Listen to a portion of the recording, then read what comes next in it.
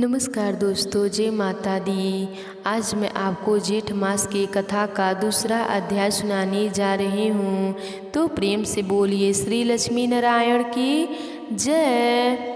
पहले अध्याय में हमने सुना सावड़ी मनु की उत्पत्ति तथा आगमनी, 7 मंतवरों के मनु पुत्र देवता इंद्र और सपर्ती ऋषियों का वर्णन। दूसरे अध्याय में सुनेंगे चतुर्गा अनुसार भिन्न भिन्न व्यासों के नाम तथा ब्रह्मा के महात्म का वर्णन। श्री मैत्रेय जी बोले, हे भगवान, आपके कथन से मैं यह जान गया कि किस प्रकार यह संपूर्ण जगत विष्णु रूप है, विष्णु में ही स्थित है, विष्णु से ही उत्पन्न हुआ है तथा विष्णु से अतिरिक्त और कुछ भी नहीं है। अब मैं यह सुनना चाहता हूँ कि भगवान ने वेद व्यास रूप से युग युग में किस प्रकार वेदों का विभाग किया है। हे महामुनि, हे भगवान, जिस जिस युग में जो जो वेद व्यास हुआ उनका तथा वेदों का संपूर्ण शाखा वेदों का आप मुझसे वर्णन कीजिए। श्री प्रसराज जी बोले, हे मैत्रेय, वेद रूप वृक्ष के शस्त्रों शाखा वेद हैं, उनका विस्तार से वर्णन करने में तो कोई भी समर्थ नहीं है, अतः संक्षेप में सुनो। हे महामुनि, प्रत्येक द्वापर युग में भगवान विष्णु व्यास रूप से अवतरित होते हैं और संसार के कल्याण के लिए एक वेद के अनेक वेद कर देते हैं। मनुष्यों के बल, वीर और तेजों का अल्प जानकर वे समस्त प्राणियों के हित के लिए वेदों का विभाग करते हैं। जिस शरीर के द्वारा वे प्रभु एक वेद के अनेक विभाग करते हैं, भगवान मधुसूदन की उस मूर्ति का नाम वेद व्यास है। हे मुनि, जिस जिस मनवंतर में जो जो व्यास होते हैं और वे जिस जिस प्रकार के शाखाओं का विभाग करते हैं वह मुझसे सुनो। इस वैरस्त मनवर्तन के प्रत्येक द्वापर युग में व्यास महर्षियों ने अब तक पुनः पुनः 28 बार वेदों के विभाग किए हैं। हे साधु श्रेष्ठ, जिन्होंने पुनः पुनः द्वापर युग में वेदों के 4 विभाग किए हैं, उन 28 व्यासों का विवरण सुनो। पहले द्वापर में स्वयं भगवान ब्रह्मा जी ने वेदों का विभाग किया था। दूसरे द्वापर में वेद व्यास प्रजापति हुए। तीसरे द्वापर में चक्रधारी जी और चौथे में बृहस्पति जी व्यास हुए तथा 5वें में सूर्य और 6वें में भगवान मृत्यु व्यास कहलाए। 7वें में द्वापर के वेद व्यास इंद्र, 8वें में वशिष्ठ, 9वें के सारवत और 10वें के त्रिधामा कहे जाते हैं। 11वें के त्रिशिख, 12वें के भरद्वाज, 13वें में अंतरिक्ष और 14वें में वड़ी नामक व्यास हुए। 15वें में त्रायणुवी, 16वें में धनंजय, 17वें में क्रंतुजय और दंततर, 18वें में जय नामक व्यास हुए। फिर 19वें में व्यास भरद्वाज हुए। भरद्वाज के पीछे गौतम हुए और गौतम के पीछे जो व्यास हुए हैं वे हर्यात्मा कहे जाते हैं। हर आत्मा के अंतर वज्रश्रमुनि व्यास हुए तथा उनके पश्चात सोम, सुषुवंशी, त्रीड़ाबिंदु, 23वें दिशव्या कहलाए गए। उनके पीछे भृंगुवंशी ऋषभ व्यास हुए जो वाल्मीकि कहलाए। दंततर हमारे पिता शक्ति हुए और फिर मैं हुआ। मेरे दंततर जातुकौर व्यास हुए और फिर कृष्ण दैपान। इस प्रकार यह 28 व्यास प्राचीन हैं। इन्होंने द्वापर आदि युग में एक ही वेद के 4 विभाग किए हैं। हे मुनि, मेरे पुत्र कृष्ण दैपान के अंतर आगमनी द्वापर युग में द्रोण पुत्र अश्वत्थामा देव व्यास होंगे। ओम यह अविनाशी एक अक्षर ही ब्रह्म है। यह बृहद और व्यापक है, इसीलिए ब्रह्म कहलाता है।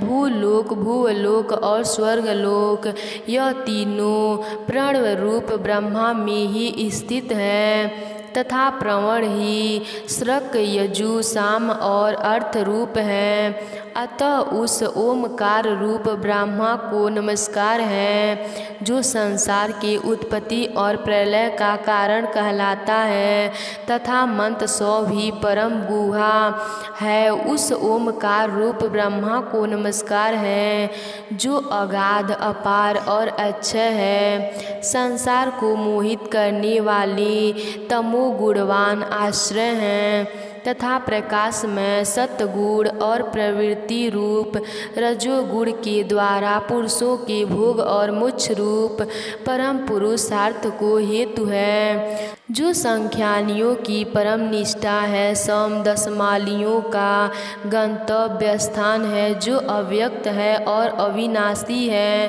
तथा जो सक्रिय ब्रह्म होकर भी सदा रहने वाला है, जो संभूयन प्रधान और अंतर्मायी कहलाता है तथा जो अविभाग, दीप्तमान, अक्षय और अनेक रूप हैं और जो परमात्मा स्वरूप भगवान वासुदेव का ही रूप हैं और उस ओमकारा रूप परब्रह्मा को सर्वदा बारंबार नमस्कार है। यह ओमकार रूप ब्रह्म अभिन्न होकर भी आकार, उकार और काम रूप से 3 वेदों वाला है। यह समस्त वेदों में अभिन्न रूप से स्थित है तथापि वेद बुद्धि से भिन्न भिन्न प्रतीत होता है। वह सौर्य आत्मा खंडमय, साममय और यजुर्मय है तथा श्रुति समान का सार रूप वह ओमकार ही सब शरीरधारियों का आत्मा है। वह वेदमय है, वही श्रेय वेदादि रूप से भिन्न हो जाता है और वही अपने वेद रूपों का नाना शाखाओं में विभिन्न करता है तथा वह असंग भगवान ही समस्त शाखाओं का रचयिता और उनका ज्ञान स्वरूप है। श्री प्रसराज जी बोले, सृष्टि के आदि में ईश्वर से आविर्भूत वेद ऋग, यजु आदि 4 वादों के युक्त और एक क्षय मंत्र वाला था। उसी से समस्त कामनाओं को देने वाले अग्निहोत्रादि 10 प्रकार के ज्ञानों का प्रचार हुआ। दंततौर 28वें द्वापर युग में मेरे पुत्र कृष्ण द्वैपायन ने इस चतुर्पाशद युक्त एक ही वेद के 4 भाग किए। परम बुद्धिमान वेद व्यास ने उनका जिस प्रकार विभाग किया है, ठीक उसी प्रकार अनन्य वेदों सोनों ने तथा मैंने भी पहले किया था। अतः हे दीज, समस्त चतुर्युग में इन्हीं शाखाओं के वेदों से वेद का पाठ होता है। ऐसा जानो, भगवान कृष्ण द्वैपायन को तुम साक्षात नारायण ही समझो, क्योंकि हे मैत्रेय, संसार में नारायण के अतिरिक्त और कौन महाभारत का रचयिता हो सकता है। हे मैत्रेय, द्वापर युग में मेरे पुत्र महात्मा कृष्ण द्वैपायन ने जिस प्रकार वेदों का विभाग किया था वह यथावत सुनो। जब ब्रह्मा जी की प्रेम प्राणों से व्यास जी ने वेदों का विभाग करने का उपकर्म किया तो उन्होंने वेद का अनंत अध्ययन करने में समर्थ 4 ऋषियों को निश्चय बनाया। उनमें से उन महामुनि ने पैलकों को ऋषि वेद, वैशंपायन को यजुर्वेद और जैमिनिकी को सामवेद पठाया तथा उन मतिमान व्यास जी का सुमतु नामक शिष्य अर्थवेदों का ज्ञाता हुआ। इनके सिवा सूत जातियों का महाबुद्धिमान रोमहर्ष वर्णों का महामुनि व्यास जी ने अपने इतिहास और पुराणों के विद्यार्थ रूपी से ग्रहण किया। पूर्व काल में यजुर्वेद एक ही था। उसके उन्होंने 4 विवाह किए। अतः उनमें चतुर्होत्री की प्रवृत्ति हुई और उस चतुर्होत्र विधि से ही उन्होंने यज्ञानुष्ठान की व्यवस्था की। व्यास जी ने यजु से अर्धव युग के ऋषि से होता के सामने उदागाता के तथा अर्थवेद से ब्रह्मा के कर्म की स्थापना की। दंततर उन्होंने ऋषि तथा यजु श्रुतियों का द्वापर करके ऋषि वेद एवं यजुर्वेद की और साम श्रुतियों से सामवेद की रचना की। हे मैत्रेय, अर्थवेद के द्वारा भगवान व्यास जी ने संपूर्ण राजकर्म और ब्रह्मात्विक अथवा व्यवस्था की। इस प्रकार व्यास जी ने वेद रूप एक वृक्ष के 4 विभाग कर दिए। फिर विभक्त हुए उन चारों वेद रूपी वृक्षों का वन उत्पन्न हुआ।